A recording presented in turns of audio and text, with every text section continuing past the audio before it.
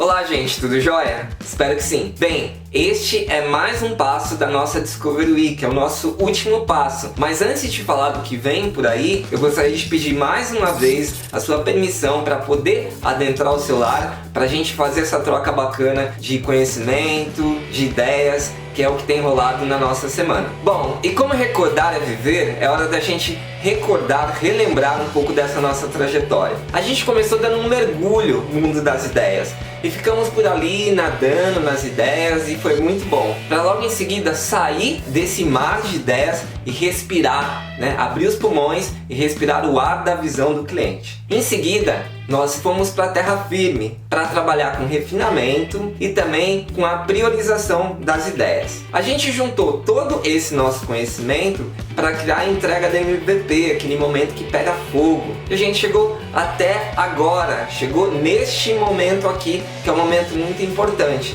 E agora os nossos designers vão falar de crescimento e aprendizagem. Crescendo e aprendendo é o tema do nosso programa. Espero que vocês gostem. Vamos lá! Fala pessoal, boa noite, tudo bem? Meu nome é Vinícius, hoje a gente vai falar um pouquinho sobre Go-to-Market, como navegar no lançamento e dicas super secretas do Vinícius Souza. Antes de tudo, deixa eu me apresentar, eu sou o Vinícius, pode me chamar de Vini, hoje eu atuo como Head of Talent Hacking na Zup, eu tenho mais de 9 anos no mercado, sou co-criador da área de Growth aqui dentro da Zup, faço consultoria em relação à inovação e escala para diversos clientes em âmbito nacional, e também sou expert na Terra, dando aulas lá em relação a Product Growth and Marketing e Growth Politics. Afinal, toda transformação digital requer bastante política. Já passei também em relação a banking, governo, fintechs e scale-ups. Eu junto toda essa sopa de letrinhas para trazer transformação digital e garantir que os clientes da Zup consigam subir um outro nível de competitividade no mercado deles. Aí embaixo está o meu LinkedIn, quem quiser é só me adicionar, e espero que vocês gostem bastante desse material, foi feito com muito carinho. O desafio principal, quando a gente fala de lançar um produto, estar preparado para possíveis turbulências, e elas acontecem. Você teve construindo seu produto há muito tempo, passou muito tempo com validação, com pesquisa, com mercado, e agora finalmente chegou o momento de colocar ele na água ou lançar ele, e eu trago aqui alguns aprendizados que eu tive e vou compartilhar com vocês. Um pouquinho de backstory, eu pilotei o lançamento de um banco digital há 1 ano atrás.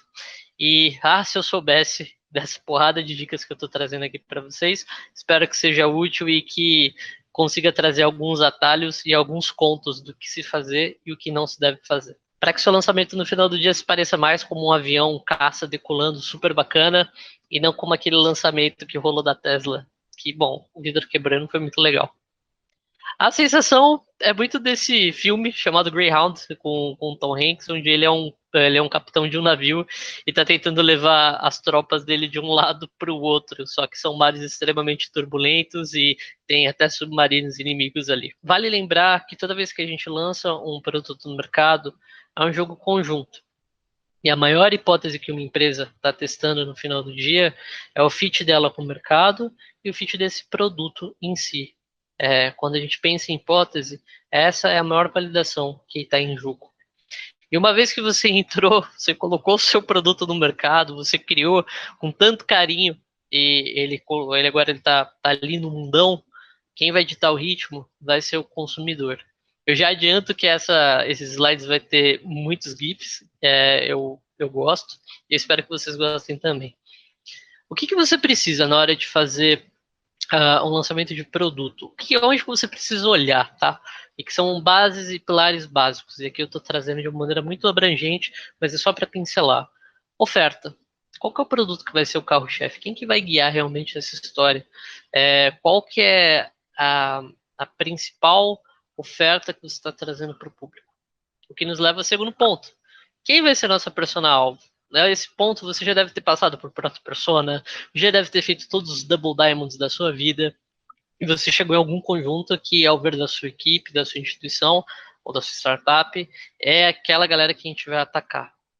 Ok, a gente tem isso bem definido, isso é comunicado de maneira clara em relação às nossas comunicações, nossos canais são todos adequados para esse tipo de pessoa, as segmentações em si estão levando de fato esse público.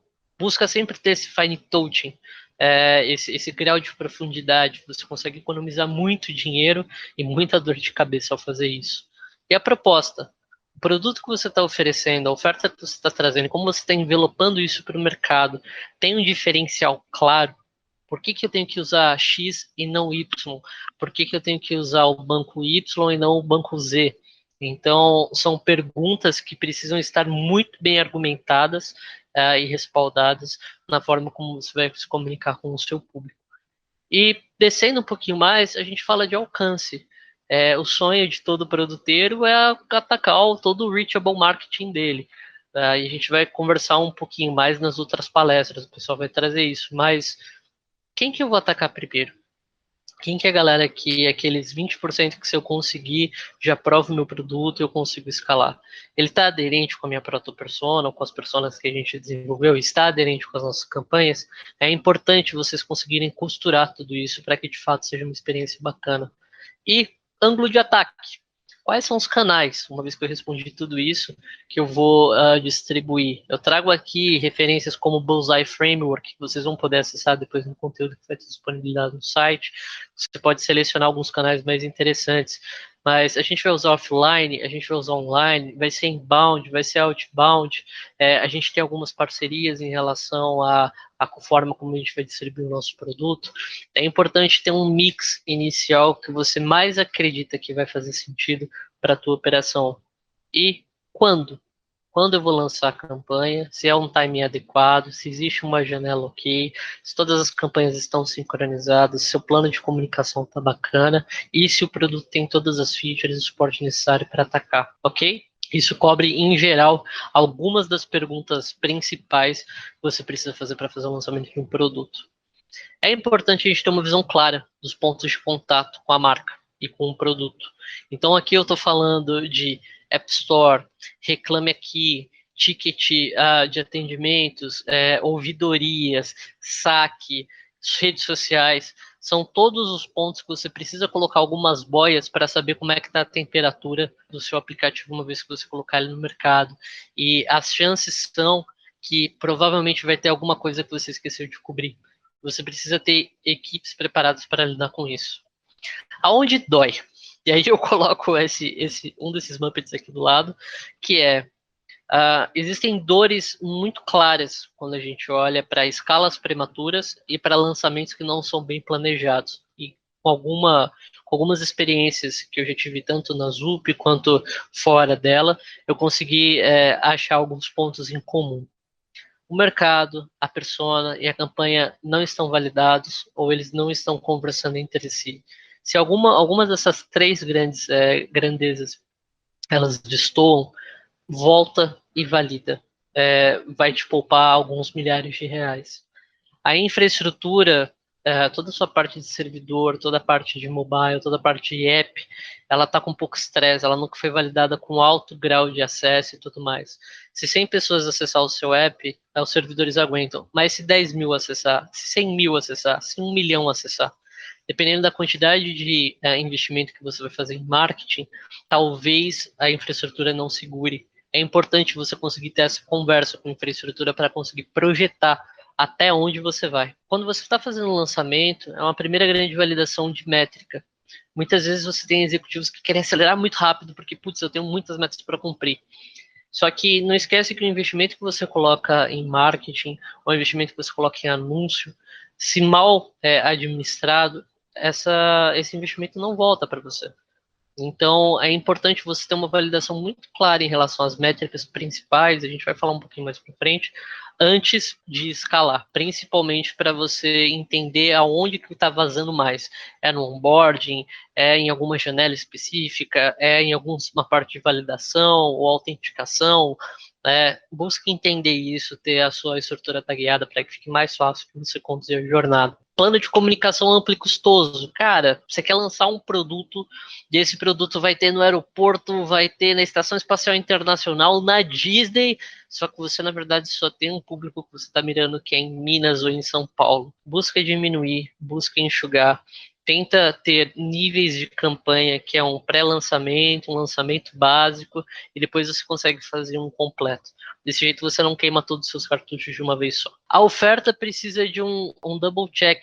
Às vezes a gente está querendo ofertar um tipo de produto, mas na verdade a nossa entrega, ou todo o nosso landing page, a nossa campanha não consegue casar muito bem. Garanta que você tenha um discurso muito completo entre canais e entre interações. E a operação também não está preparada para uma escala de interações.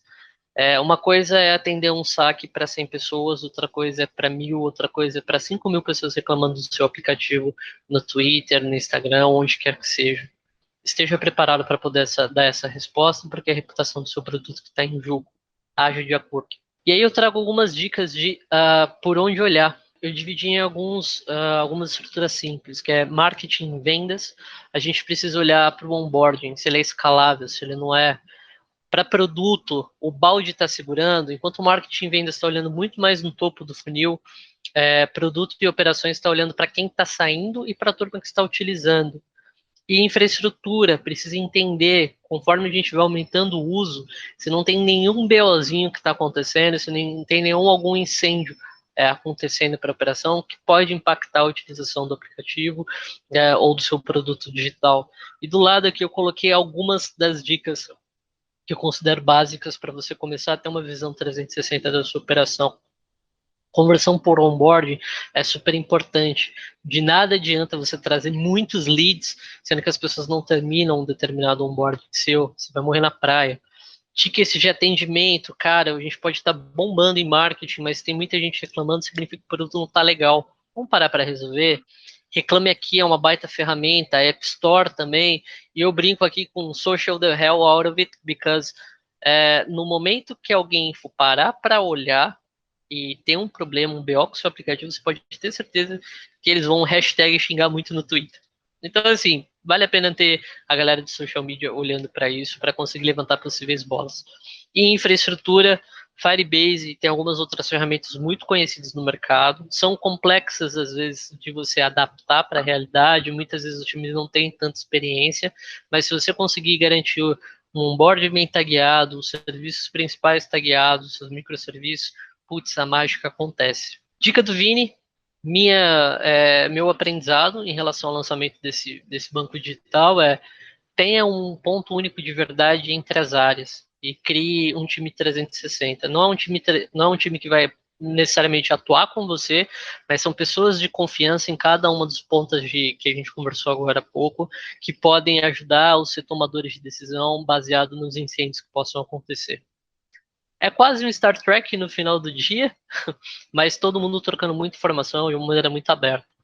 Então, eu trago aqui, dado as dores e esses cenários, algumas dicas de como validar antes de mergulhar de vez nessa piscina. Eu trago aqui mais um termo mágico chamado soft opening. É tão mágico quanto esse GIF que eu trouxe, mas talvez com um pouquinho menos de glitter. O soft opening basicamente serve para você testar o lançamento em um nicho pequeno para fazer um teste de estresse na operação inteira. Então pensa que eu tenho planejado aqui um lançamento de produto a cenário nacional. Poxa, é muito dinheiro, é muita carga operacional, tem muita gente tocando barco e a gente nunca testou o produto antes, a gente nem abriu ele para o mercado. Tá, e se um mês antes ou 2 semanas antes, ou às vezes uma semana antes, a gente conseguir abrir para uma pequena fatia, só para a gente testar. Essa é a mágica do soft opening.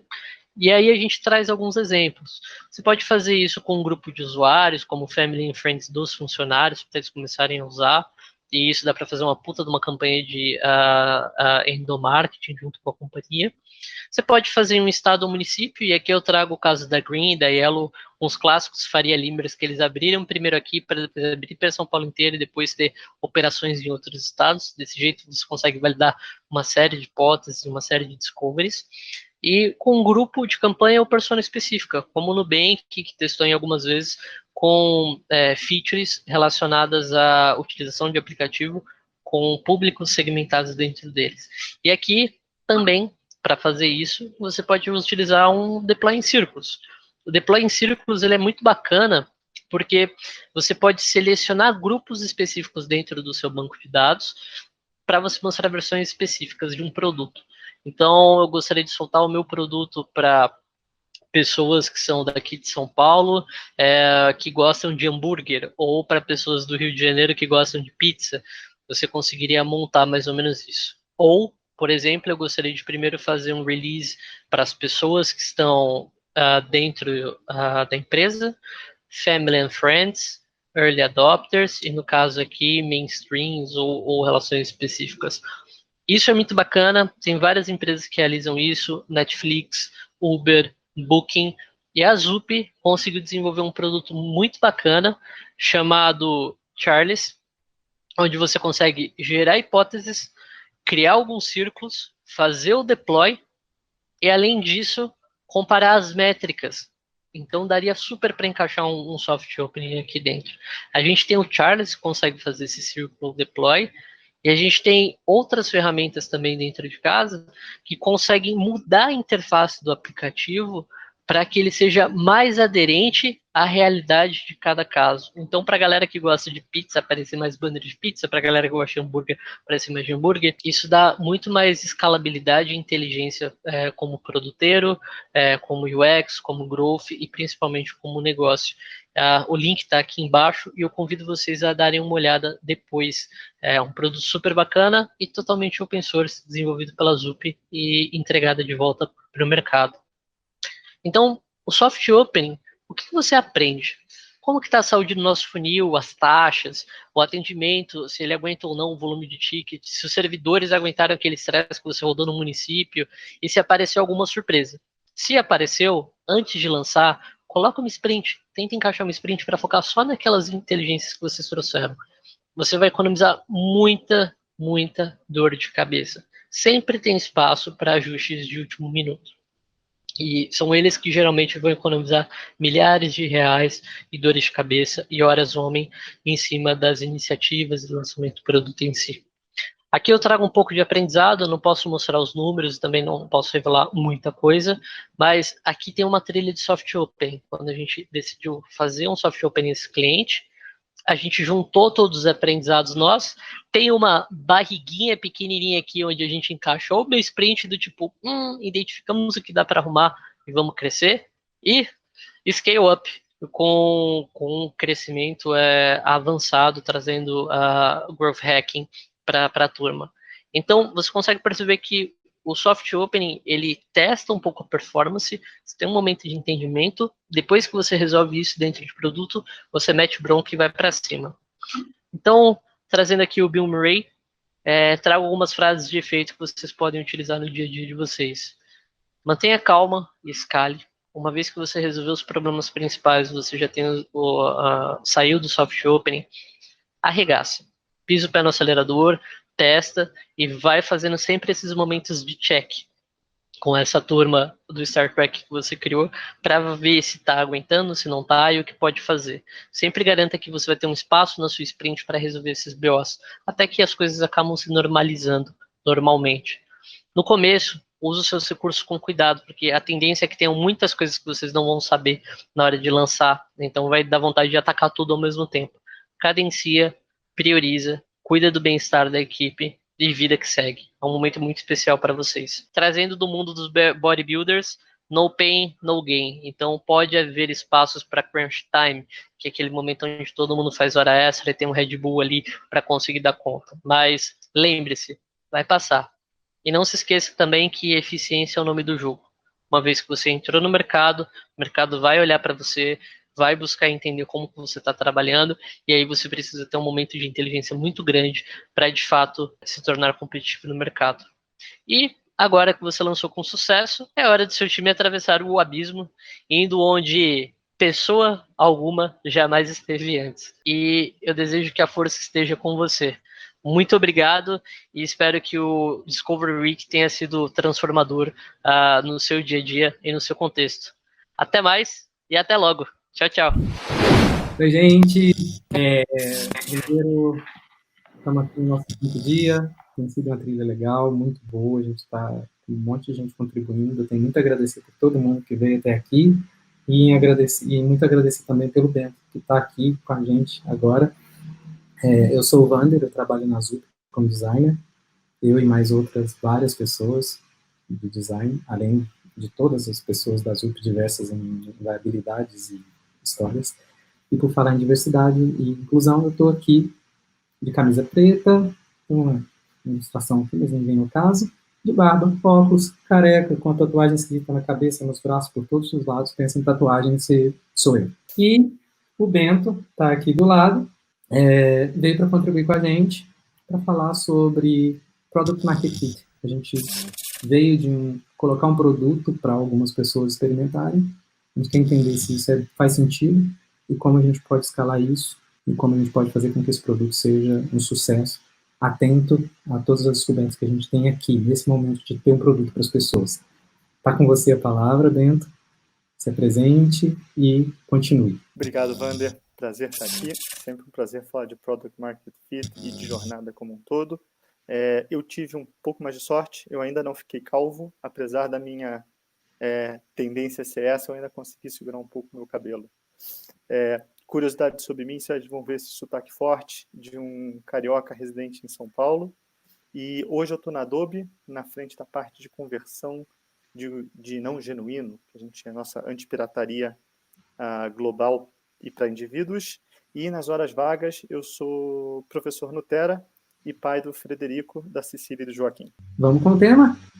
Vamos lá? A jornada de vocês começou numa investigação de um produto, de um mercado, e ela vai evoluindo até a nossa última parte da trilha, onde foi feito um MVP, e aqui a gente criou um pouco mais de confiança. Porque a gente tem early adopters que precisam do meu produto e a gente acabou de validar isso.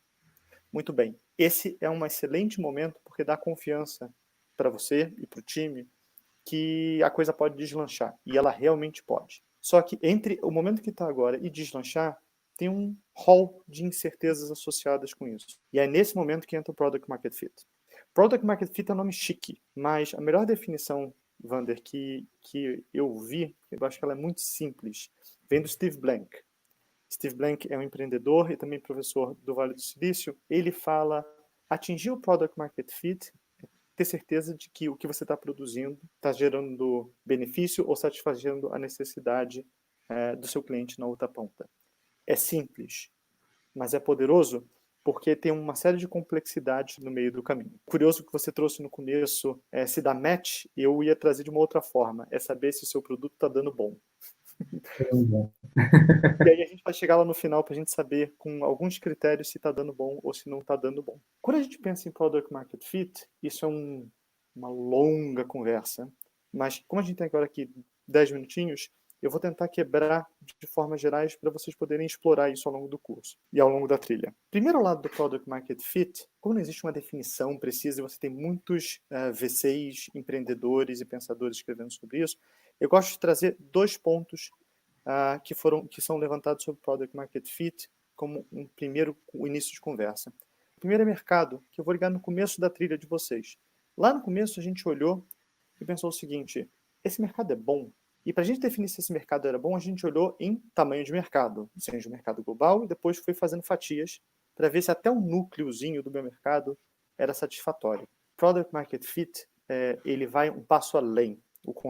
Esse conceito vai um passo além, porque não só é um tamanho de mercado, mas se esse mercado é bom no sentido de que ele tem crescimento e se ele tem a infraestrutura necessária para isso.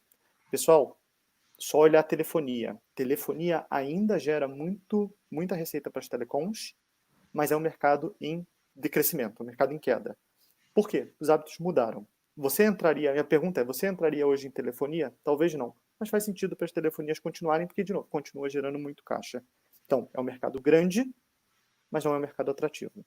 Em outros momentos, a qualidade do mercado ela é bastante importante, porque a gente pensando no YouTube, em 1994, com internet de escada.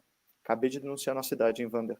Mas, de verdade, pensa com a internet de escada. Quando demorava muito tempo, a gente passava boa parte da madrugada tentando assistir um vídeo. Hoje em dia, no próprio celular, com um plano básico, você consegue assistir. Então, de novo, o YouTube, talvez em 95, por toda essa dificuldade de infraestrutura, não fosse um bom produto. A gente passa 10, 15 anos, ele passa a ser um bom produto quando a gente tem banda larga. Então, esse é o primeiro ponto que eu trago. E, de novo, explorando bastante a ideia, a simplicidade da ideia do Steve Blank para esse mercado, é muito mais fácil a gente empurrar uma pedra abaixo, morro abaixo, porque a gente conta com a gravidade, do que uma pedra morro acima. A gente pode empurrar uma pedra morro acima, ou seja, um mercado que não está fluindo, mas é muito mais fácil você empurrar pedra morro abaixo. Isso, inclusive, bate na segunda parte que a gente vai falar. O segundo ponto que eu queria trazer para vocês, depois do mercado, é se você tem uma hipótese de valor convincente. Bento, estou trabalhando nisso há tanto tempo, nos últimos dias nessa trilha, mas eu vou um passo além.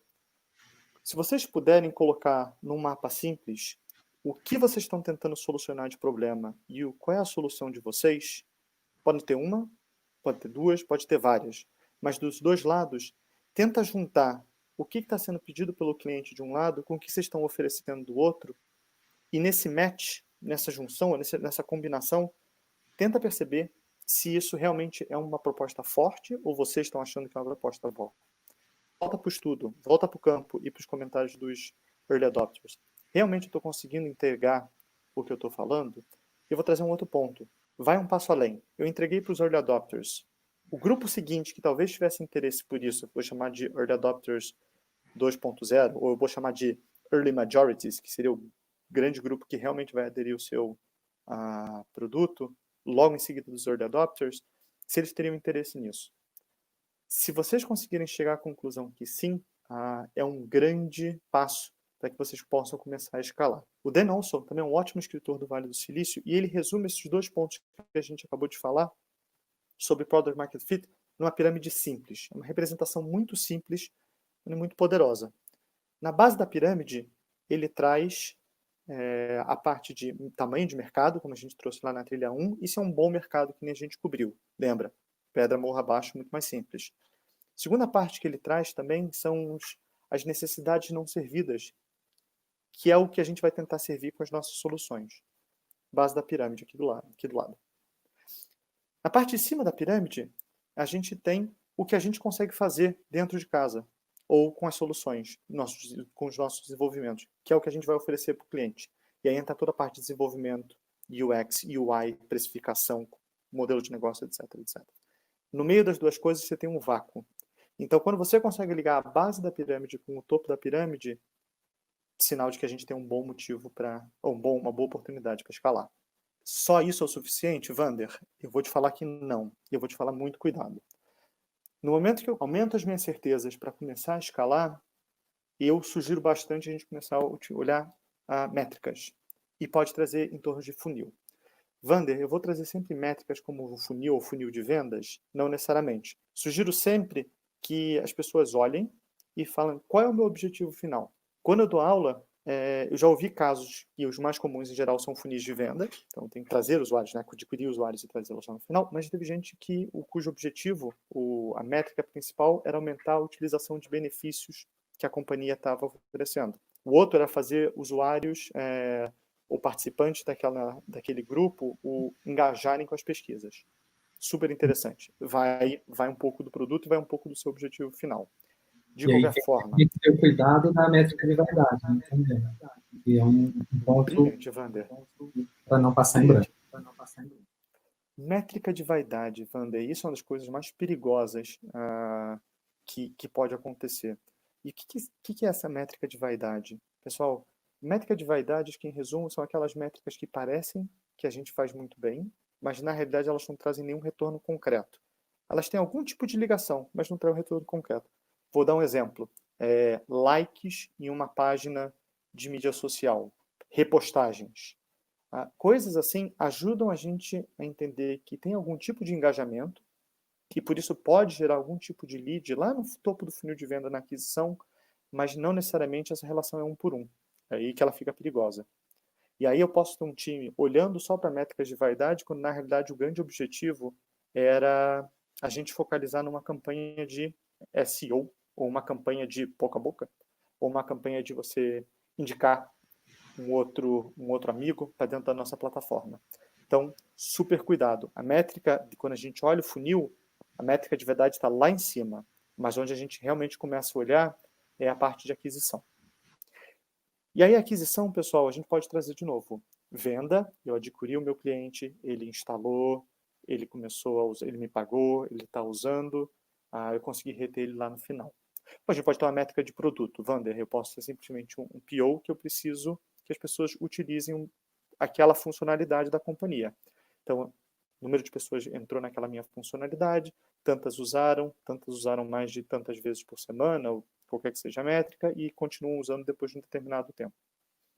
Vale para os dois, vale para benefício, que nem eu mencionei, mas o importante é que lá em cima, do começo ao final, tem uma métrica, tenha um funil grosso ou largo, para que você tenha certeza que com 100 pessoas que entraram em cima, qualquer que seja a métrica, tenho 90 pessoas que chegaram lá embaixo. De novo, 90 é um super exagero, mas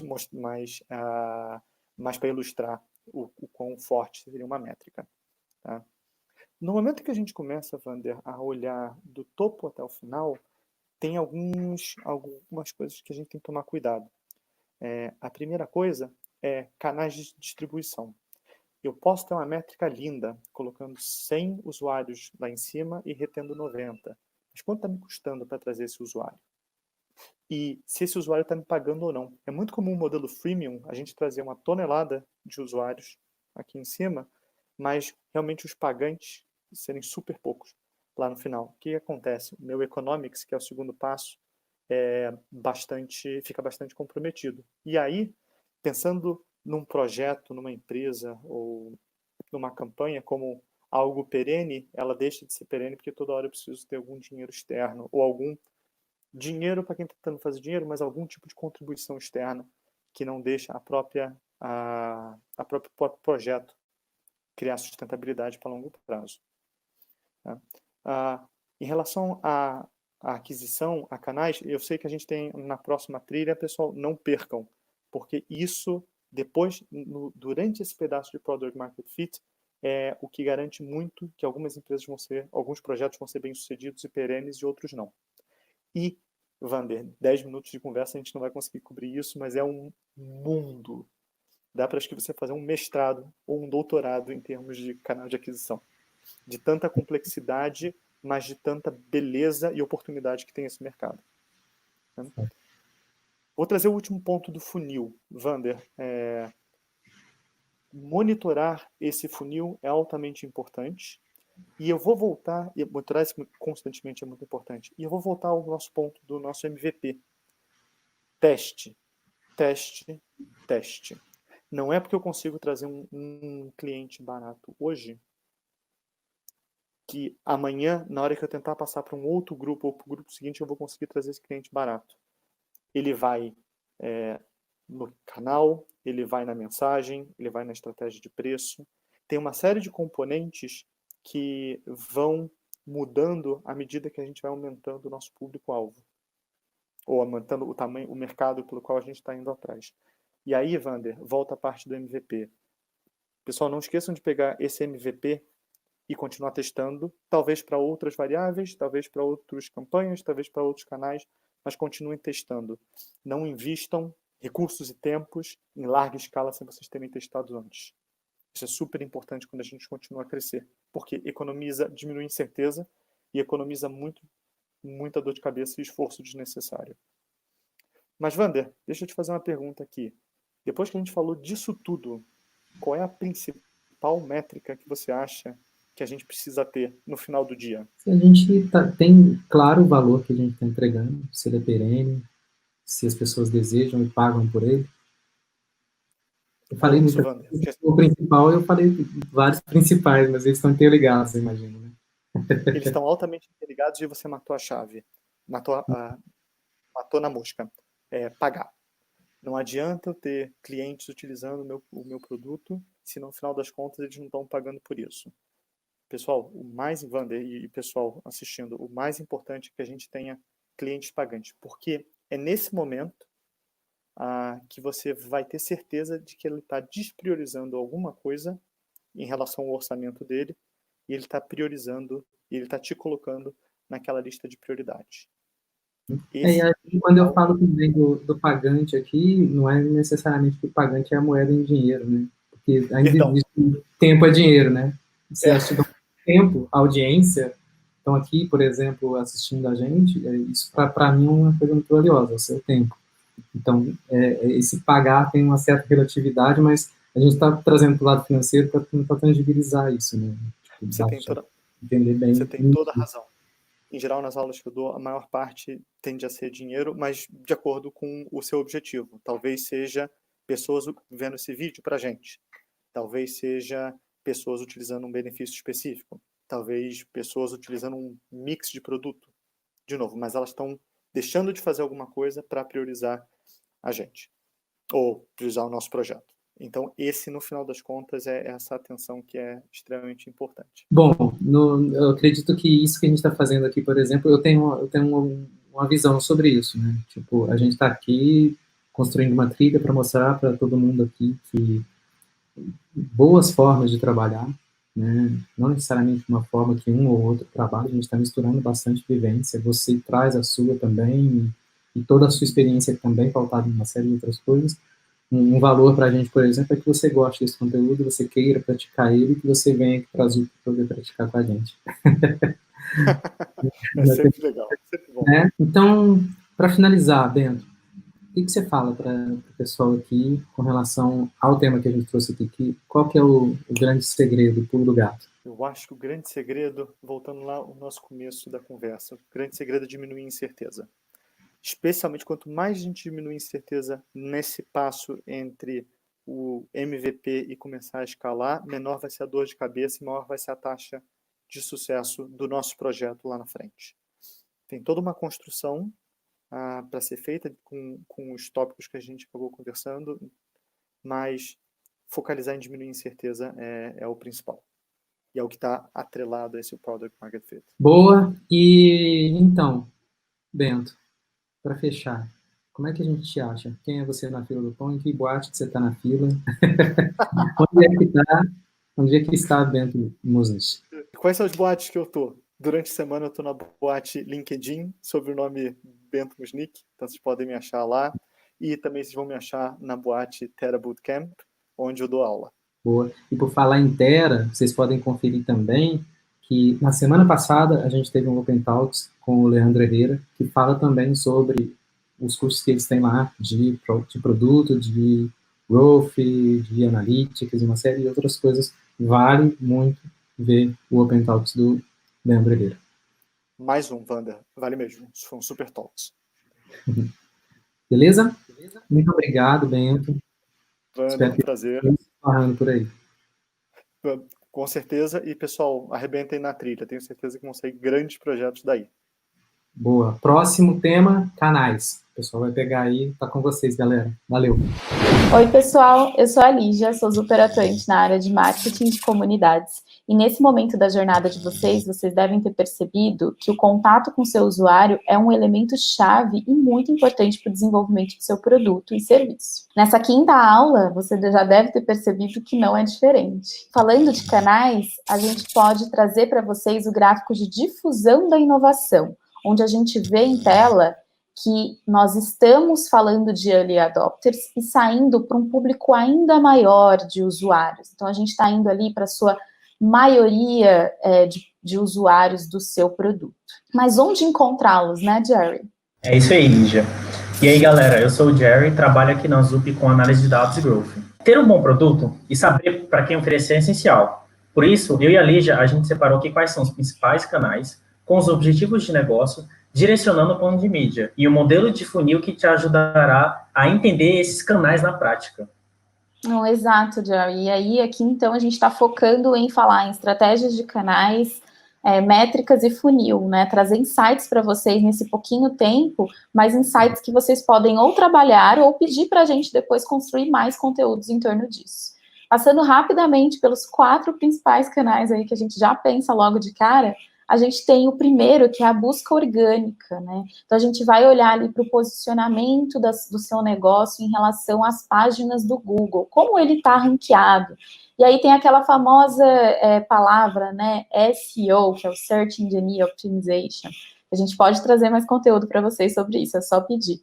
Porque no fim do dia, quem vai olhar para a terceira página do Google, para a segunda página do Google, quiçá para os últimos resultados, né, de pesquisa que o Google traz para a gente. Como uma segunda alternativa aí, a gente tem a mídia paga, que é bem famosinha, tem aquela sopa de letrinhas, que é taxa de clique, CPM, CPC, ROI, CPA, que a gente pode também explicar para vocês em um conteúdo super mais robusto que a gente vai anexar aqui a esse vídeo. A gente tem os e-mails, afinal os e-mails não morreram, os e-mails são importantíssimos para você fazer estratégias de conversão e relacionamento. Tem um estudo que informa para a gente que, em média, nós gastamos 2h30 checando os nossos e-mails. Então, também é um canal que você não pode deixar de fora da sua estratégia de canais. Nós temos as mídias sociais, que só nelas a gente abre um leque super gigante de oportunidades. E aqui o Jerry vai trazer para a gente quais são as métricas de vaidade que caem dentro desse canal. E aí aqui a gente fala também de mídia orgânica e a mídia paga, que volta aquela sopa de letrinhas, que a gente vai priorizar alguns outros assuntos, mas a gente pode voltar nisso para vocês depois. Só deixar seus comentários e pedir, quero sopa de letrinhas. Mas como, né, a gente vai fazer essa estratégia? A gente vai fazer essa estratégia pensando nos objetivos do seu negócio. Então, é através da definição da estratégia de negócio que a gente consegue entender em quais canais você quer atuar, ou quer encontrar clientes, enfim. E aí, desses objetivos, eu posso citar uns 4 principais também que a gente vê com bastante recorrência, que é a estratégia de canais com o objetivo de construção de marca, aquisição de clientes, aumento de receita, também investimento. Então, você já pensou em olhar os seus canais com foco em investimento? Então, onde estão os meus investidores? Quais canais eu invisto para que eu consiga um investimento ou ser encontrado por investidores? E também posicionamento em diferentes territórios, né? Então, tem um objetivo de marca de posicionar o meu negócio em diferentes territórios. Aqui, atrelar esses objetivos, a sua persona e a jornada do usuário já é 80% do trabalho de fazer um planejamento de canais. E também é importante, né, a gente sempre olhar para objetivos de negócio que tenham um impacto mensurável, importantes indicadores e caminhos onde a gente possa enxergar que esse objetivo está sendo alcançado. Também, pensando em facilitar a vida de vocês que estão assistindo a gente tem um framework chamado Bullseye. Esse framework ele vai trazer na bola maior 19 canais, mas você não precisa se atentar só a esses 19, você pode ser criativo e colocar mais canais ali dentro. Nesse framework, você vai olhar para esses 19 canais nesse primeiro momento e aí se perguntar quais são os 6 canais com mais probabilidade de resultado. Esses 6 canais você vai trazer para dentro nesse segundo círculo, anotar eles e aí vai se perguntar quanto custa adquirir o meu cliente nesse canal, quantos clientes eu posso conseguir neste canal e se esse canal, na verdade, ele é realmente certo para esse canal. Ficou repetitivo, né, gente? Mas eu acho que vocês vão dar conta. Qualquer coisa é só pedir ajuda aqui na Zup que a gente ajuda vocês. Depois dessas perguntas, você está priorizando para trazer esse planejamento para o terceiro círculo do framework. Esse terceiro círculo, então, vai responder quais são os 3 canais com mais probabilidade de resultados, segundo seus objetivos de negócio. Definindo, então, esses 3 principais canais, é importante que você veja o tempo que você vai ficar nesse canal, as métricas que você vai querer acompanhar para esse canal, e não faz sentido descartar ideia nenhuma, tá? Porque em cada fase do negócio, você vai pensar num canal diferente ou numa estratégia diferente. Então, é importantíssimo que você mantenha esse framework e todas as anotações de todo o time que participou dessa ativação de canais, dessa estratégia de canais. E aí, falando, então, né, de métricas, olha só o que o Jerry tem para falar para a gente. É isso aí, Lígia. Quando a gente vem para falar de métricas, elas nada mais são do que o acompanhamento do seu plano de canais, que foi construído e para entender se ele está sendo efetivo no atingimento dos objetivos estabelecidos. Antes de começar a trabalhar com dados, eu sempre imaginei que ia descobrir o pote de ouro das métricas. Por isso que eu particularmente considero um tema um pouco cabeludo. A dura verdade é que não existem métricas universais. No começo, quando aparecia esse tema em cursos, em palestras, eu sempre acreditava que ia aparecer o bendito pote de ouro, e o resultado era sempre uma decepção. Você concorda que para cada startup ou empresa, elas terão objetivos diferentes? Em um lugar, por exemplo, uma taxa de churn de 15% pode ser super normal e aceitável. Em outros, pode ser, sim, valor estratosférico. Mesmo se a gente olhar para concorrentes, eles têm contextos diferentes. Então, talvez para ajudar um pouco nesse processo, eu vou fazer o inverso. Vou te falar o que não usar como métrica. Partindo daí, talvez seja bem mais fácil, porque esse é o erro mais comum que eu vejo. Métricas de vaidade. Você já ouviu falar desse termo? De uma forma direta, são as métricas que servem para amaciar o nosso ego, mas não dizem na dica de nada sobre o seu negócio. O exemplo super prático que a galera fala muito é número de seguidores. O dado, atingimos 1 milhão de seguidores. Fala alguma coisa sobre o seu negócio? Pois é, Jerry, mas assim, como mitigar as métricas de vaidade? Porque no fim do dia é muito bom olhar enfim, ser grato pelos seguidores que vieram para o seu canal, entendeu? Então, como a gente mitiga isso? Principalmente com uma startup, enfim. Como que a gente faz para mitigar esse tipo de ação? Assim, se você tem os seus objetivos muito claros, é muito fácil. Você volta para ele e faz as perguntas corretas. Então, a gente está falando de número de seguidores. Essas pessoas que te seguem, elas se encaixam dentro da sua persona? Elas lembram da sua marca? Elas fazem parte da sua base de usuários? Estão usando o produto? E gerando receita? Receita está dentro do esperado? O ROI está fechando? Você está conseguindo reter essas pessoas? E esse povo todo está indicando para outras pessoas, você está crescendo organicamente, sem precisar investir em mídia? Esses passos são muito importantes para te ajudar a fazer as perguntas certas. Não necessariamente você precisa fazer todos esses questionamentos. Se você tem o seu objetivo bem traçado, você vai saber o que perguntar para cada uma dessas métricas. E métricas de canais geralmente vão se relacionar em algum nível com as métricas de produto. Isso é sempre muito bom, porque deixa as duas pontas ligadas, campanhas e produto, e quebra um pouco daqueles tradicionais silos que só atrapalham. Essa questão de ligar as métricas com as métricas de produto, porque eu acho que ajuda muito a sair das métricas de vaidade. Então, estamos com 10k de seguidores no Instagram, mas se não está trazendo isso para resultados válidos em cima do produto, talvez não faça sentido, né? E aí, entrando exatamente dentro desse ponto, a gente chega no funil.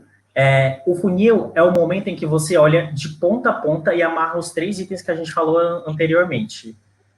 Os seus objetivos vão falar o que você vai trabalhar e como priorizar cada etapa do funil.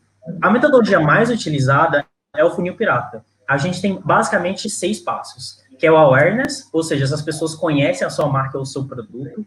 A aquisição, basicamente, elas estão entrando para dentro da sua base de usuários. A ativação, ou seja, se estão usando o seu produto. Depois, retenção, ou seja, se elas se mantêm utilizando o serviço. A indicação, se alguém está falando do seu produto, recomendando. E, por fim, a receita, que é o tão desejado dinheiro. O seu plano de distribuição vai falar como você pretende operacionalizar a sua estratégia. As métricas falam como se está funcionando, não está, e dá indícios do que precisa ser ajustado no seu plano e o que deve ser expandido para chegar mais próximo do seu objetivo. Durante o processo de acompanhamento dessas métricas, irão sair muitas ideias e muita coisa boa, e elas devem e podem ser trabalhadas exatamente dentro do processo de descoberta contínua, que é o que a galera vai falar logo em seguida. Ficou alguma dúvida? A gente deixou material complementar. Se vocês quiserem que a gente fale mais sobre esse assunto, é só colocar nos comentários. #quero estratégia de canais. Exato, #quero estratégia de canais. A gente volta aqui para te contar mais. Tchau, tchau. Meu nome é Letícia, eu trabalho como Product Manager em um dos produtos da Zup, o Reach, e hoje eu vim falar para vocês um pouquinho sobre Continuous Discovery, né, complementando a fala aí dos meus colegas.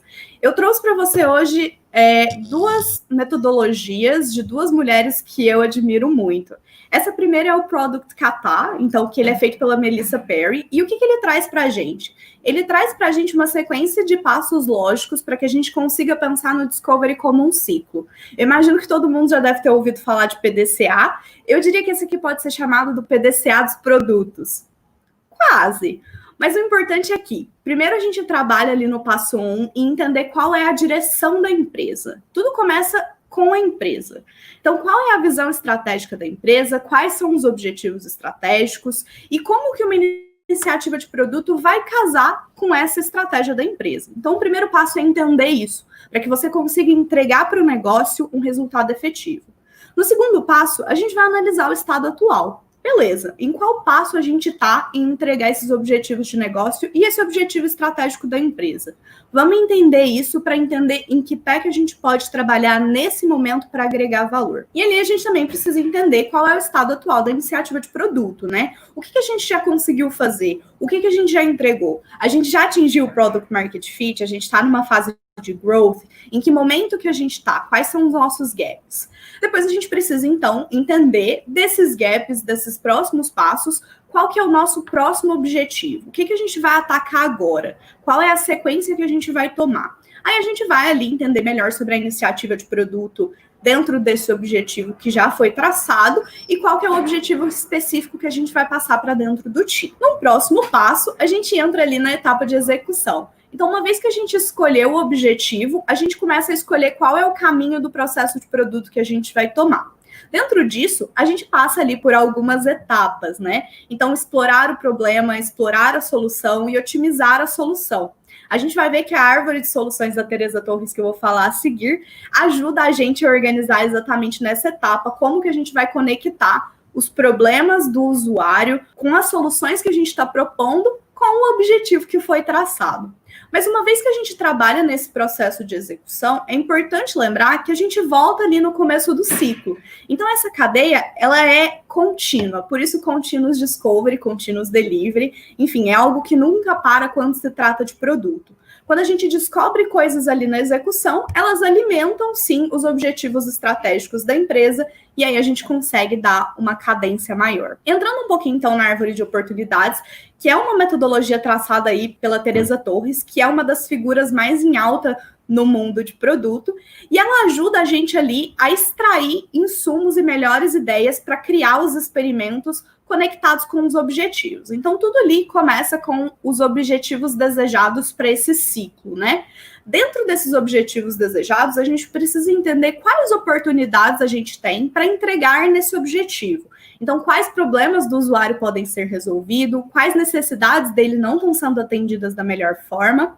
E depois de traçadas as oportunidades, que são levantadas tanto pelo time, quanto em pesquisas generativas, a gente trabalha muito dentro desse conceito de falar com o usuário, pesquisar, levantar dentro dali oportunidades, para depois, junto com o time, entender como que a gente vai atacar e atender essas oportunidades com soluções. A parte de soluções, ela é levantada ali junto com o time, observando benches do mercado, para a gente entender o que pode, de fato, resolver problemas e atender necessidades.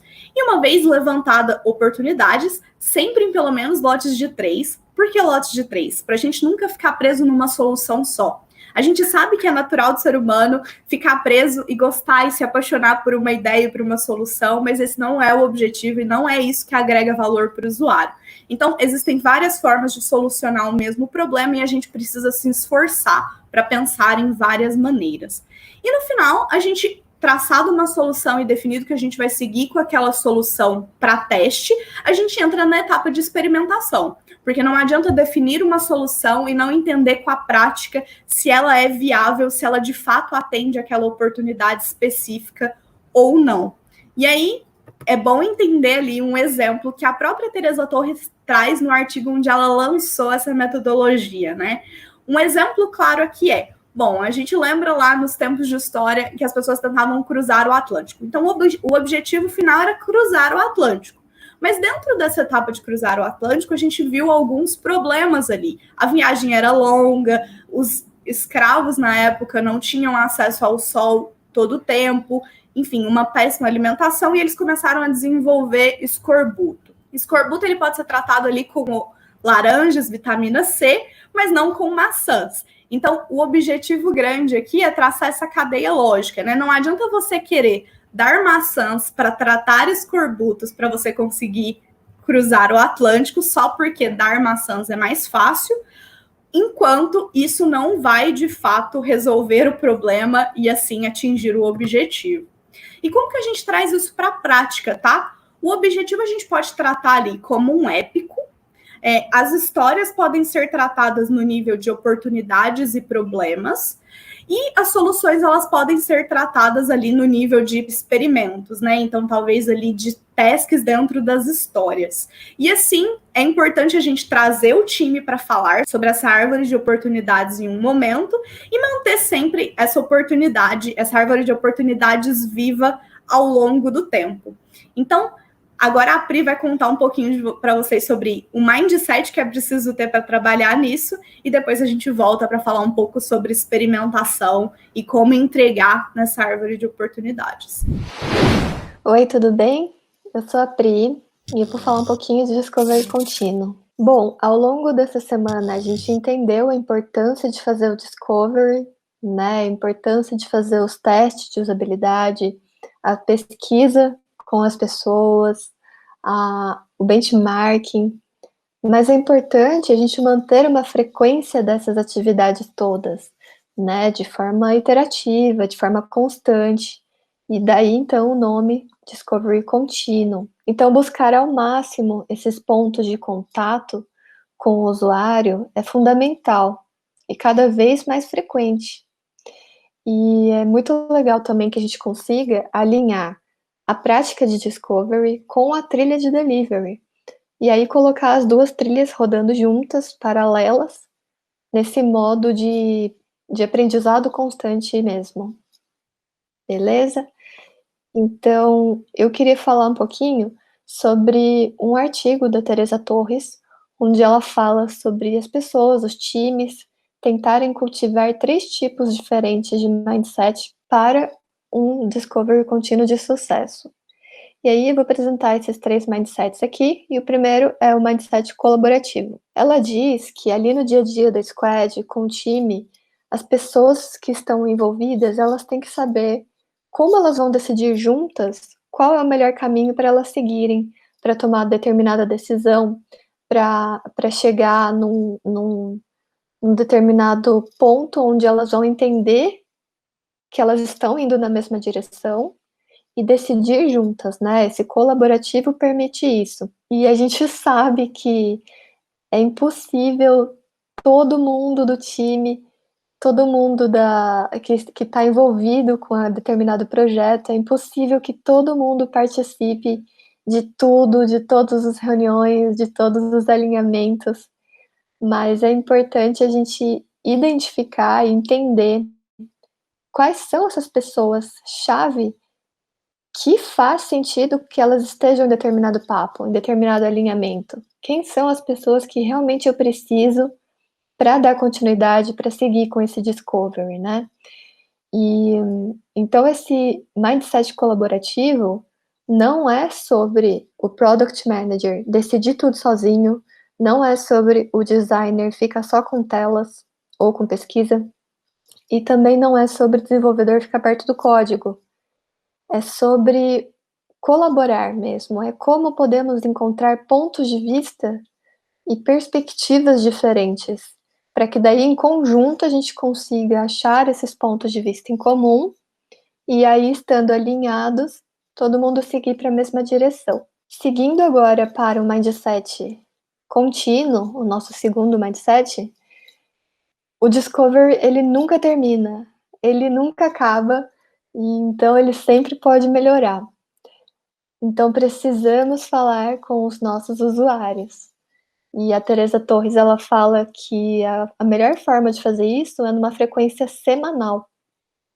Porque aí, com essa frequência alta, a gente não corre o risco de ficar um longo período sem falar com o usuário e não correr risco de ficar, por exemplo, 1 mês, 2 meses, 3 meses, com algumas perguntas sem respostas, né? A gente fica preso em algumas decisões, em algumas questões que a gente não chegou a perguntar para o usuário se aquilo faz sentido e se aquela dor existe, né? É importante a gente fazer essas pesquisas e falar com o usuário frequentemente. Falando um pouquinho sobre a árvore de oportunidades, a árvore é um documento vivo, né? Conforme a Letícia falou anteriormente, a árvore de oportunidades é fantástica porque a gente consegue, além de deixar visualmente organizado e tudo muito bem alinhado, a gente pode tirar algumas coisas, acrescentar outras, substituir, e isso vai fazer sentido, porque adaptações acontecem, e que bom que essas adaptações acontecem, né? Dessa forma a gente consegue ter tudo muito visual, tudo muito alinhado e atualizado, alimentado, com tudo em seu devido lugar, com tudo fazendo sentido. E aí, indo para o terceiro e último mindset, é o mindset de experimentos. Hoje a gente tem aí um repertório enorme de experimentos, a gente tem desde teste AB, concierge, landing page, fake door, por aí vai. Então, precisamos expandir esse repertório e tentar entender como que a gente vai, usando esses experimentos, avaliar e validar se aquela hipótese, se aquele achismo que a gente tinha, ele faz sentido e se ele é verdadeiro. Então, entender mesmo quais são os experimentos que me permitem explorar isso da melhor forma. E uma coisa muito importante do Discovery contínuo nesse mindset de experimento é estar preparado para errar. A gente vai errar muito. E errar faz parte, a gente aprende muito com isso, né? Porque o não também é uma descoberta e é tão importante quanto o sim. Então, estar preparado para errar, para aprender, e identificar quais são os experimentos, quais são as hipóteses que falharam também, e entender para onde a gente não deve ir. E isso faz total sentido. Então, muito do que o Lean Startup coloca aí sobre construir, medir, aprender, constrói, mede, aprende sempre, é isso que faz a gente acabar evoluindo, né? Porque, afinal de contas, o Discovery contínuo, ele permite que a gente pare de tentar adivinhar e comece, de fato, a aprender. E é aprendendo que a gente evolui, aprendendo que a gente faz produtos e serviços melhores. E é isso que eu tinha para compartilhar com vocês. Obrigada. Olá, pessoal. Meu nome é Giovanni Lucas, eu sou Growth Product Manager aqui na Zup. Então, assim, para seguir, continuar falando sobre Continuous Discovery, a Pri já deu uma aula aqui, já falou muito bem do que a gente está fazendo hoje, no nosso dia a dia, e eu vou falar um pouquinho sobre 3 agendas que a gente está puxando aqui, tá? E essas 3 agendas, elas estão cravadas em Discover, é o Discover dentro do Discover mesmo, ou um Discover mais focado numa agenda de pesquisa, a agenda de experimentos e uma agenda de tração, legal? Então, beleza. Quando a gente fala da parte do benchmark vivo, né, que a gente está falando, né, o benchmark vivo, ele está dentro dessa agenda aqui, que é uma agenda de pesquisa, tá bom? Então, no benchmark vivo, hoje, a gente está fazendo uma análise dos concorrentes, tá? Análise dos players que inspiram a gente, ou dos players que são concorrentes mesmo, tá? Então, a gente tem hoje meio que um radar, a gente atualiza meio que semanal ou quinzenal, tá? E aí a gente consegue entender o que esses players estão fazendo e o que a gente pode aplicar no nosso negócio. Porque, como a Pri bem explicou, né, o Discover, em alguns casos, ele acaba sendo pontual, mas a gente está trazendo hoje uma sugestão para que o Discover ele seja contínuo, para que ele esteja presente. Porque o seu usuário vai sempre mudar, porque o mercado vai sempre mudar. Então, você precisa ter um radar frequente de pesquisas que possa alimentar também um delivery depois na sequência, beleza? Então, no Bench Vivo, a gente analisa esses players, esses concorrentes, a gente faz essa atualização meio que semanal ou quinzenal, né, uma sugestão, mas para você manter essa pesquisa sempre ativa, beleza? A gente também faz, né, uma pesquisa com pessoas, né? A gente hoje está trabalhando num conceito de guerrilha, né, que muita gente já deve conhecer aí, que quando a gente não está num contexto de isolamento, a gente sai nas ruas, pesquisa com pessoas diferentes, aleatórias, para não pegar muito viés, né? Então, hoje, né, num contexto de quarentena, a gente está mandando uma pesquisa um pouco meio remota e está mandando para um número aleatório de pessoas ali, tá? A gente faz também, dentro desse pesquisa com pessoas, que está dentro daquela primeira coluninha ali, a gente faz alguns testes de usabilidade, né, os clássicos, né, e a gente tem algum recrutamento para poder fazer com que não sejam enviesados, né, esses testes de usabilidade. E a gente também vai pegar o telefone e fazer a pesquisa clássica com o telefone, que é super recomendado para que você consiga entender o seu cliente, tá? Sendo um cliente B2C ou sendo um cliente B2B também, tá? Porque quando você trata de uma empresa, do outro lado, você também tem uma pessoa ali que é responsável, que é um decisor da sua empresa, legal? Bacana. A gente também trabalha dentro da nossa agenda de Discovery contínua análise de dados clássica, né? A gente sempre, né, toda semana a gente analisa dados qual e quant para responder as perguntas que a gente precisa, né, trazer ali para entender os problemas, né, desse espaço, né, do problem space ali, tá? Então a gente também faz um estudo de criação de personas, né, que a gente vai usar esses dados qualitativos e quantitativos, né, para fazer análise, para fazer pesquisa, para levantar novas hipóteses e também para criar, né, personas. A gente tem uma terceira agenda também, que é uma agenda de tração, tá? Essa agenda de tração, ela é quando a gente fala, cara, o que a gente pode fazer para que o nosso produto possa crescer? Ela não necessariamente está ligada no Discover, mas ela está ligada quando você entende a jornada do seu usuário e você entende quais são os canais prioritários e os canais necessários, né, os canais que você vai precisar conquistar, beleza? Então, é só para fazer esse recap aí. A gente falou um pouco do benchmark vivo, a gente falou da pesquisa com pessoas, né, e também eu falei aqui de questionários, de utilização de NPS também, análise de estudos, né, pesquisas em gerais, e a parte de experimentos agora, que é o que eu vou entrar um pouquinho, e vou falar um pouquinho mais sobre experimentos, né. A Pri já falou um pouquinho sobre a árvore de soluções também, a Letícia também, né, tem um conteúdo muito legal sobre a árvore de soluções, e agora a gente vai falar sobre os experimentos, né, meio que no hands-on, né, meio que no dia a dia, beleza? Então, experimentos é quando você traz um método científico, também a gente tem um conteúdo do Ed muito legal sobre isso, tá?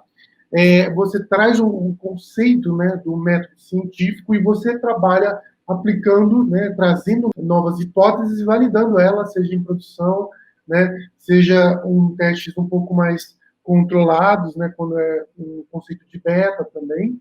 Mas, no nosso caso aqui, a gente está falando de colocar em produção, legal? Então, eu separei aqui um pouquinho uma visão, tá? Porque eu acho interessante a gente entender, quando a gente fala de testes, de experimentos, né? Teste AB, multivariado, ou deploy em círculos, né? Que a gente consegue aplicar dentro da nossa ferramenta, que é o Charles. Então, a gente tem ali experimentos que possam ser considerados experimentos de conversão ou experimentos de evolução. O que são essas duas diferenças, Giovanni? Beleza, eu vou explicar para vocês aqui, gente. Quando a gente fala de conversão, são experimentos que eles vão nascer dentro de produto, tá?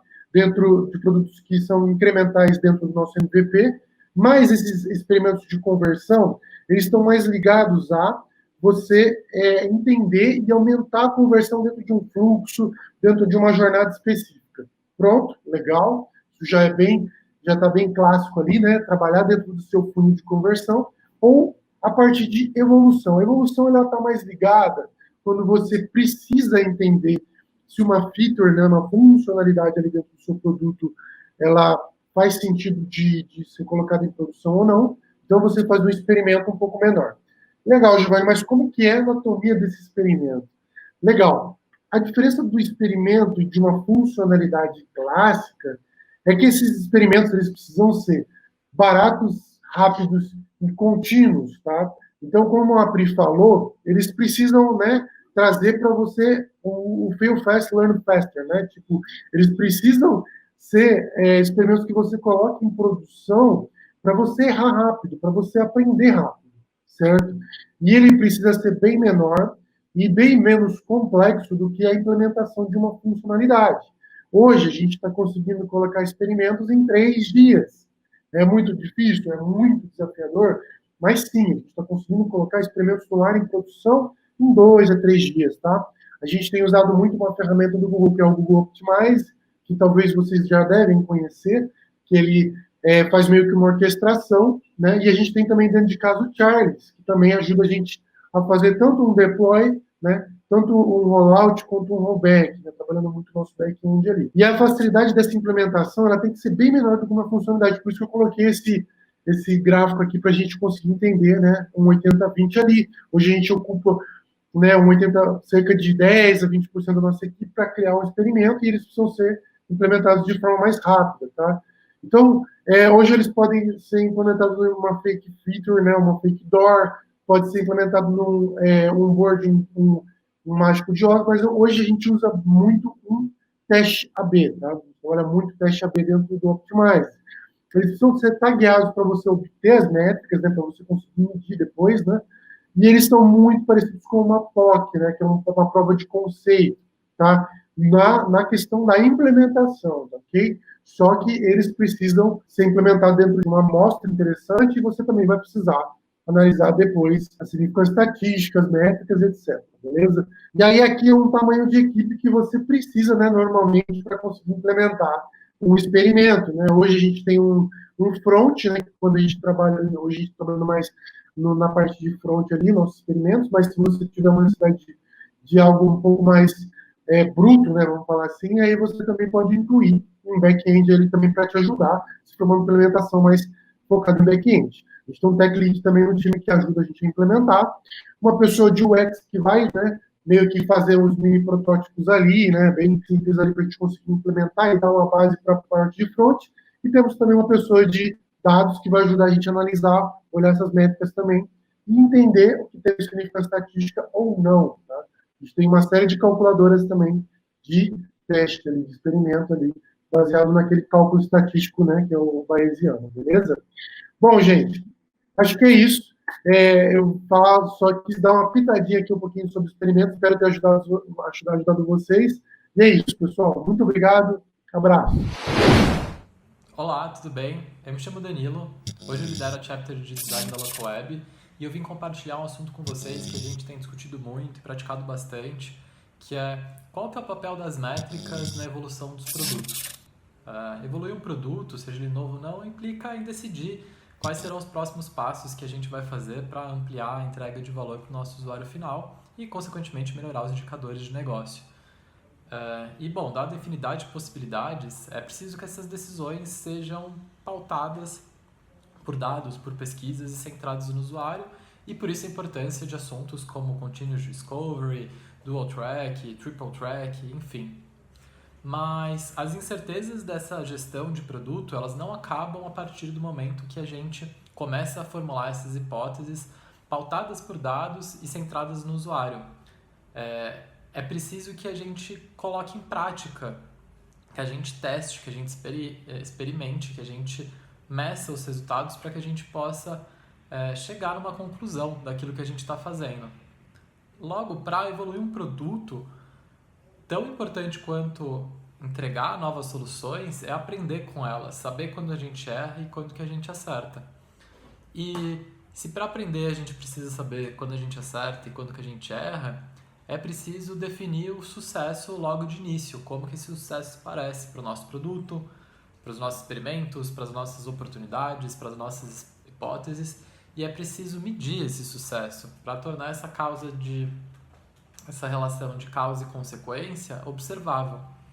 E é essa a importância das métricas, porque elas conseguem materializar, tornar visível o resultado dos nossos esforços. A gente pode dividir essas métricas entre dois tipos. A gente vai falar que as métricas que são os resultados que a gente quer atingir, as consequências, são as métricas outputs. E as métricas que a gente quer influenciar, são as ações que a gente vai fazer, são as métricas inputs. Então nós temos métricas inputs e métricas outputs. E imaginem que essa relação de input, output, causa e consequência, ela pode se estender numa grande cadeia de causa e consequência, sendo talvez a última consequência, por exemplo, no momento que o nosso usuário sai do nosso produto e ele vira um indicador de churn. Então, imaginem que, dependendo de onde essas métricas estiverem dentro dessa cadeia, as características das métricas mudam um pouco. As métricas que estão no final dessa cadeia, a gente vai chamar de métricas laggings. Elas são métricas que já passaram por uma série de ações e consequências, elas são resultado de uma porção de coisas que aconteceram durante esse processo. É como se, quando a gente olhasse para essas métricas laggings, a gente estivesse olhando para o retrovisor, são coisas que já aconteceram. E essas métricas laggings, elas são menos influenciáveis, porque elas são muito amplas, elas são muito distantes. E alguns exemplos dessas métricas, por exemplo, são o nosso MRR, o nosso churn, os nossos indicadores de negócio no geral, eles são consequência de uma boa ou má entrega de valor do nosso serviço, do nosso produto. Já no começo dessa cadeia, a gente tem as métricas leadings. As métricas leadings, elas são causas primárias. Elas não sofreram ação de tantas coisas, tantas causas, e elas são muito mais acionáveis. A gente consegue muito mais trabalhar em cima delas para direcionar os nossos outputs mais laggings. Alguns exemplos são, por exemplo, taxas de sucesso de fluxos essenciais do seu produto, por exemplo, onboarding, a quantidade de usuários ativos, engajamento com determinada funcionalidade. Esses são os indicadores leadings que vão influenciar os indicadores laggings. E bom, como que isso funciona na prática? Eu vou fazer um paralelo aqui com o nosso dia a dia utilizando o Spotify como exemplo. Imagine que o Spotify definiu uma métrica output que vai representar a entrega de valor para o usuário final deles, que é o tempo gasto ouvindo música. Então, quanto mais tempo os nossos usuários estiverem passando, ouvindo música, mais valor a gente está entregando para eles. E para influenciar esse output, eles fizeram uma série de pesquisas e tudo mais, e eles chegaram à hipótese de 2 inputs. Então, eles acreditam que trazer o usuário mais frequentemente ou, por exemplo, aumentar a quantidade de usuários ativos por dia vai fazer com que o tempo gasto ouvindo música aumente.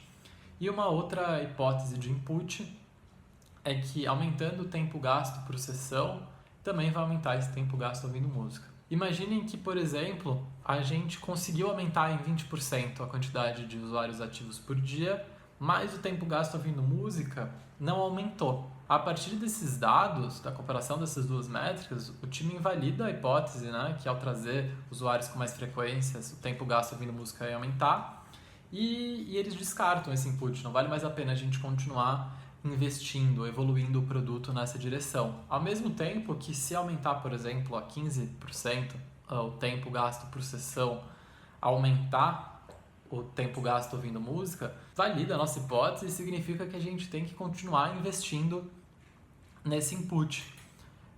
E a gente pode ir além ainda nessa cadeia, né? Imagine que para aumentar esse tempo gasto, que é o input que a gente quer investir, eles também rodaram uma série de pesquisas e um processo de descoberta para pensar em oportunidades para influenciar esse input. Então, imagine que uma é que, ao criar mais playlists, o tempo de sessão aumenta. E também, ao descobrir novas músicas, esse tempo por sessão também aumenta. Agora, para validar essas oportunidades, eles podem pensar numa série de experimentos, né? Então, se é sobre criar playlist, essa funcionalidade, se ela não existe, por exemplo, pode ser criar um teste fake door, um experimento fake door para ver se as pessoas têm interesse. Pode ser criar essa funcionalidade e liberar para uma pequena parte da base deles e ver como é que eles interagem. A ideia aqui é que a gente consiga criar uma cadeia, né, de causa e efeito e de hipóteses que são mensuráveis, para que tudo aquilo que a gente faça, a gente sabe quando a gente errou, quando a gente acertou e onde que a gente deve investir mais esforço e menos esforço, para que a gente consiga evoluir o nosso produto de uma maneira rápida, cadenciada. Bom, se tudo isso que eu falei até agora fez sentido para o seu contexto de produto atual, por onde você pode começar a utilizar essas métricas para influenciar e ajudar na evolução do seu produto? Acho que o primeiro ponto é entender onde que vocês gostariam de chegar, como que esse resultado se parece, qual que é esse output que vocês querem atingir. E a gente utiliza o conceito de métrica North Star, que é uma métrica que visa exatamente representar esse valor central que o nosso produto pretende entregar. Algumas outras empresas que utilizam isso, por exemplo, o Spotify realmente tem a métrica North Star como tempo gasto ouvindo música. O Airbnb vai falar de noites reservadas. Então, é como se fosse um placar. Ao olhar para esse número, a gente sabe se a gente está entregando valor ou não está entregando valor e a gente garante foco para a nossa produção. Um ponto importante é não acreditar que essa métrica North Star, uma única métrica, vai dar conta da complexidade do seu negócio. É importante que a gente desenvolva uma constelação de métricas na realidade. O Airbnb, por exemplo, ele vai olhar sim as noites reservadas como uma percepção quantitativa, mas ele também estabeleceu outras duas métricas outputs principais. Uma de eficiência, que ele vai olhar o número de chamados a cada noite reservada, e uma outra métrica que é o NPS, para falar da qualidade, qual que é a qualidade que esse serviço está sendo entregue ou não para o usuário final deles.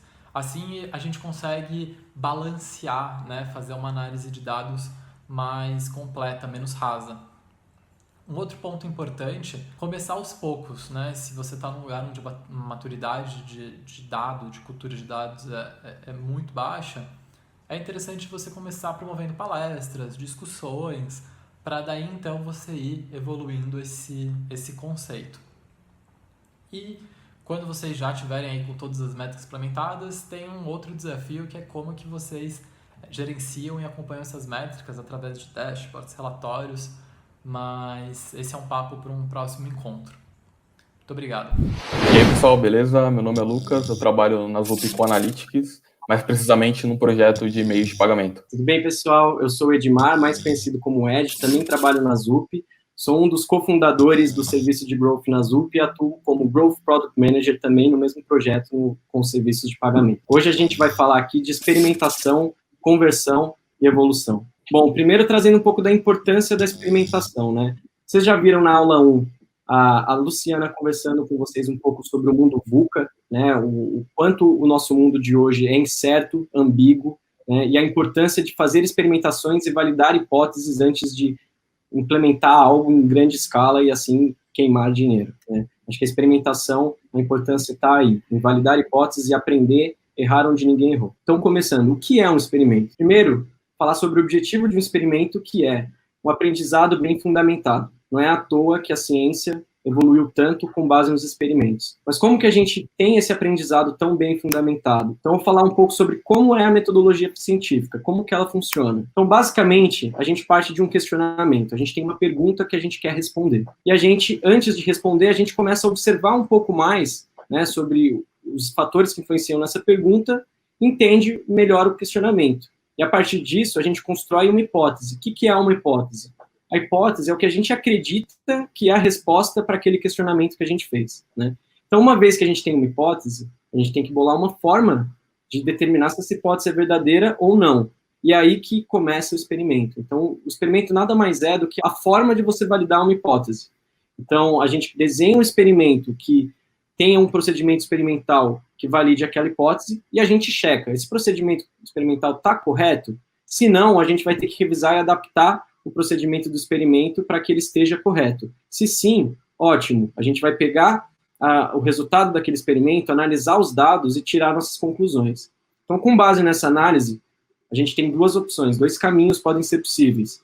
Ou o resultado valida a hipótese que a gente tinha, né, a gente confirma que aquela é a resposta para o questionamento, ou aquele resultado não valida aquela hipótese, ou é inconclusivo, nem valida nem invalida. Então, nesse cenário, o que a gente faz? A gente usa os aprendizados do experimento para construir novas hipóteses, né, ou hipóteses melhores, no caso de hipóteses invalidadas, ou novos experimentos, no caso de resultados inconclusivos. Então, basicamente, esse é como funciona a metodologia científica que pauta nosso sistema de aprendizado na nossa sociedade hoje. A gente pode aplicar esse processo de experimentação e esse processo de validação de hipóteses no nosso dia a dia em negócios? Claro, sim. E a ideia daqui hoje é justamente mostrar isso para vocês, trazendo um problema comum que muitas pessoas que trabalham com produtos podem ter passado. Então, vamos supor que eu tenho um e-commerce, né? Eu sou uma pessoa que tem um e-commerce e eu quero aumentar a minha conversão desse e-commerce. Então, eu estou definindo conversão aqui como o número de visitas que renderam vendas sobre o número total de visitas no meu website. Ou seja, se eu tive 100 visitas no meu website, dessas 100 visitas, 50 resultou em venda, a minha taxa de conversão é 50%. Então, essa é a conversão que a gente está trabalhando aqui hoje. Agora, o que pode afetar a conversão do meu e-commerce? Então, o Lucas vai falar um pouquinho sobre o que pode afetar essa conversão. Então, o que seria variáveis e como essas variáveis influenciam a minha conversão, né? Puxando um pouco do que o Ed disse. As variáveis, elas são elementos modificáveis dentro do meu experimento. Então, falando de um contexto de anúncios, Facebook Ads, então, o criativo, ele é uma variável, os produtos que eu mostro para os meus usuários, eles são uma variável, o público que eu mostro para ele também é uma variável, o dia da semana é uma variável também, e aí você pode considerar também o preço do produto e cor do botão. Então, tudo que é modificável dentro do meu experimento, que eu posso alterar, a gente considera como uma variável. Então, lá atrás, o Vander falou com vocês sobre hipóteses, a gente vai falar mais um pouco sobre esse tema, então nem vou entrar tanto a fundo, vou mais partir para a etapa dos exemplos. Nesse exemplo que está na tela, resumidamente, a gente pode quebrar a hipótese em 3 etapas. Então, a gente tem uma etapa de observação, uma etapa de ação e uma etapa de resultado esperado. Então, nesse exemplo, a minha observação é que, baseado em estudos de psicologia das cores, a minha ação é alterar a cor do botão de compra no meu e-commerce, ela vai ter um resultado esperado. E qual que vai ser esse resultado esperado? Isso vai endereçar um aumento de 20% de cliques no botão. Então, é assim que a gente estrutura uma hipótese com essas 3 etapas, de observação, ação e resultado esperado. Agora, a gente vai falar para vocês sobre tipos de experimento. Dentro de tipos de experimento, dá para a gente quebrar em 2 grupos principais. A gente tem o teste de conceito e o teste multivariado e o teste AB. O teste de conceito ele é um teste qualitativo. Eu pego a ideia do meu produto e levo para parte do meu público-alvo para testar coisas que eu não observei lá atrás na análise de dados. Já o teste AB e o teste multivariado foi como a gente disse lá atrás sobre a criação de hipóteses e experimentos. No teste AB, então, eu vou dar um exemplo aqui de uma landing page. Então, tem uma landing page A e uma landing page B. E aí, dentro dessa landing page, eu vou testar um elemento dela, que seria o meu texto. Então, na landing page A vai ser o meu texto original e na landing page B vai ser o meu texto que será testado. Então, eu vou fazer uma alteração nesse elemento, que será o texto, e verificar se essa alteração no texto, ela responde, ela tem algum impacto na minha métrica do experimento. Já o teste multivariado, eu não preciso testar só o texto, eu consigo testar diversas coisas, como o texto, diversas coisas e diversos elementos. Então, não fico limitado a um elemento nesse teste. Só que qual que é a vantagem do teste AB e a vantagem do teste multivariado? Falando do teste multivariado, a vantagem dele é que você consegue testar muito mais rápido, porque você só está testando um elemento.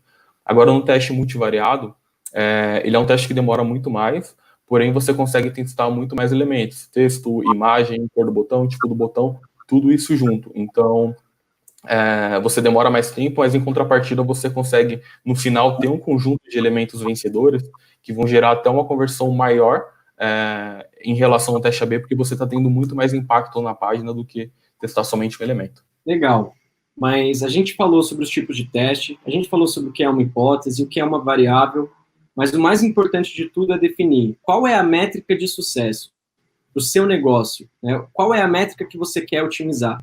Nesse exemplo do problema de hoje, a gente está falando aqui da métrica de conversão, a taxa de conversão. Mas sempre é muito importante a gente fazer a reflexão, qual que é a métrica que define o sucesso?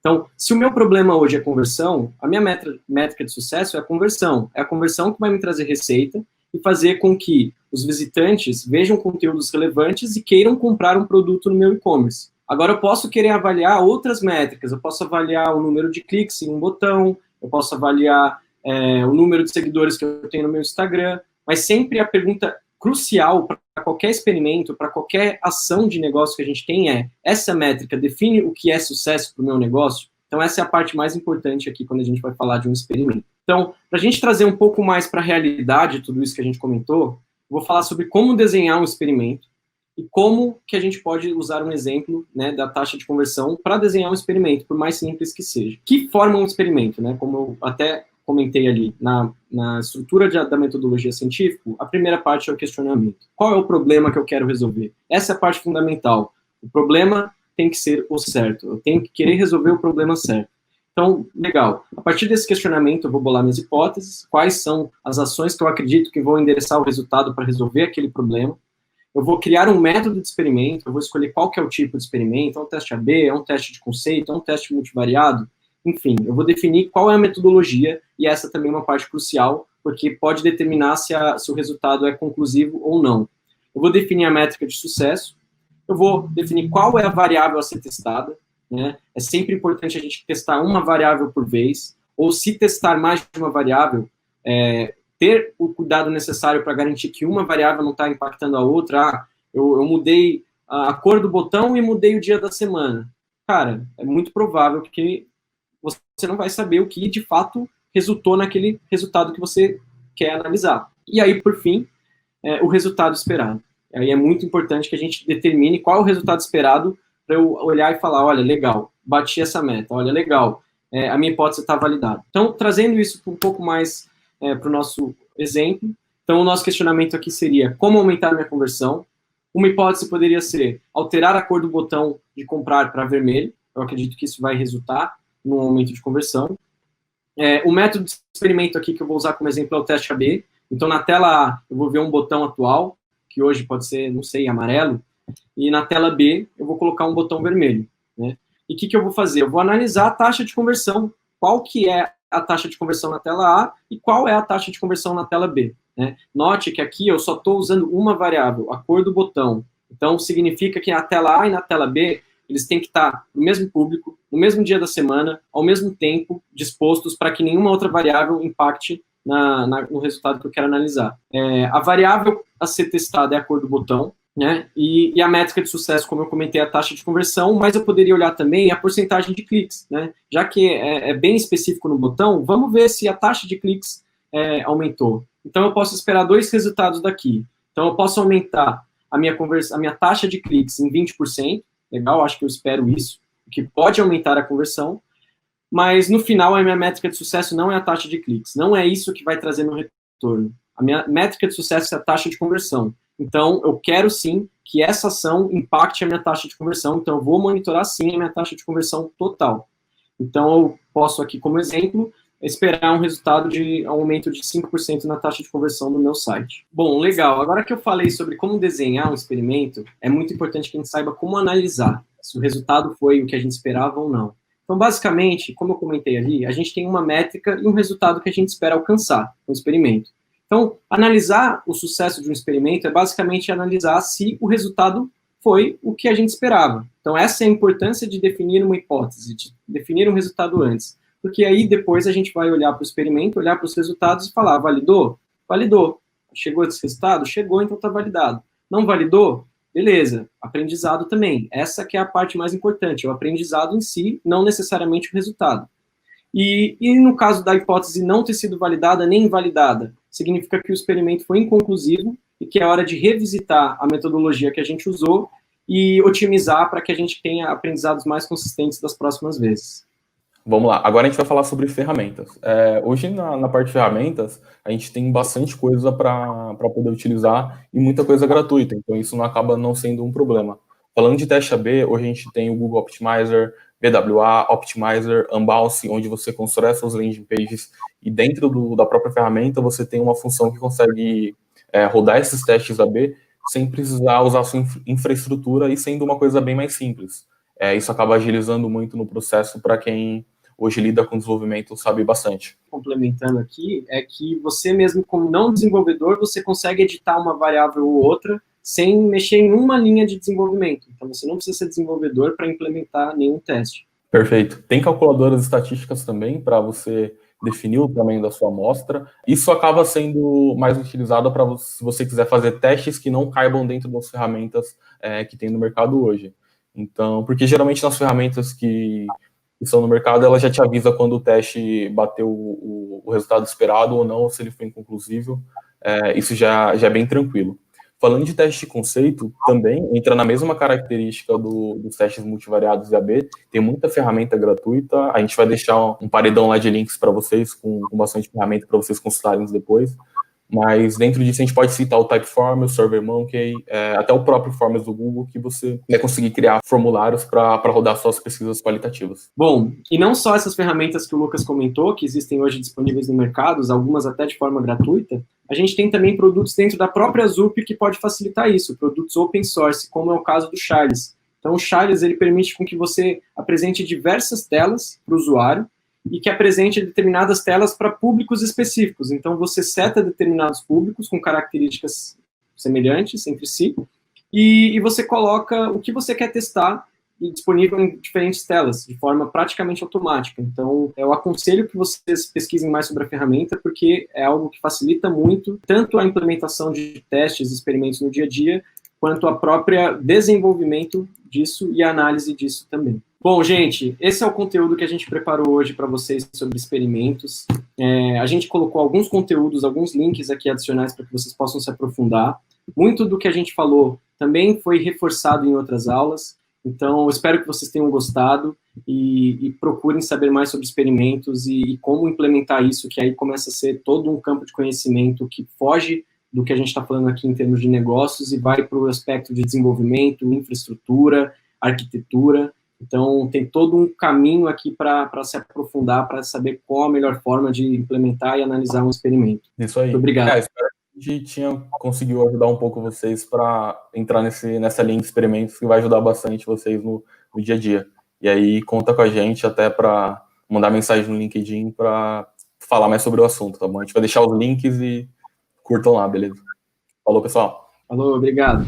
Oi, gente, eu tô de volta. E quando eu apareço no final do programa, eu até imagino que você pensa: ih, lá vem o cara recapitular o que aconteceu. Não. Agora eu vou fazer diferente. Eu vou ser o cara do abraço virtual. Bom, é hora de agradecer às pessoas que fizeram da Discovery Week uma realidade. Primeiro, eu tenho que agradecer, nós temos que agradecer os nossos convidados especiais. Pessoas que são feras, grandes nomes do mercado, que disponibilizaram tempo e nos ajudaram trazendo a sua bagagem de conhecimento. Obrigado, pessoal, vocês foram essenciais para que esse programa se tornasse algo melhor. Obrigado mesmo. Em segundo, eu tenho que agradecer o pessoal de áudio e vídeo, né, que não aparece, mas tem um trabalho essencial, trabalho sensacional. Meninos, muito obrigado. Em terceiro, obviamente, eu tenho que agradecer ao time de design, vários profissionais, vários supers que se disponibilizaram, estudaram, foram a fundo nos assuntos, que dividiram um pouco do mundo que sabem. Obrigado mesmo, acho que todo mundo sai crescido depois dessa. Em quarto, não menos importante, e muito importante por sinal, eu tenho que agradecer a você que está aí do outro lado, que nos acompanhou, que se inscreveu, que perguntou. Enfim, sem você não teria graça nenhuma. Eu agradeço a todos que participaram, mais uma vez de coração, em nome da nossa equipe, desse time que trabalhou firme durante essa semana, mas tem uma notícia bem bacana aí. Durante a semana da Discovery Week, nós focamos muito na teoria. Então, por hora, a gente se despede, mas a gente vai voltar muito em breve com uma aula prática para colocar a mão na massa. Então, fiquem ligados, porque coisa boa vem aí, certo? Mais uma vez, muito obrigado, eu me despeço de vocês. Um grande abraço em nome da equipe Zoop, se cuidem e até a próxima. Tchau, tchau.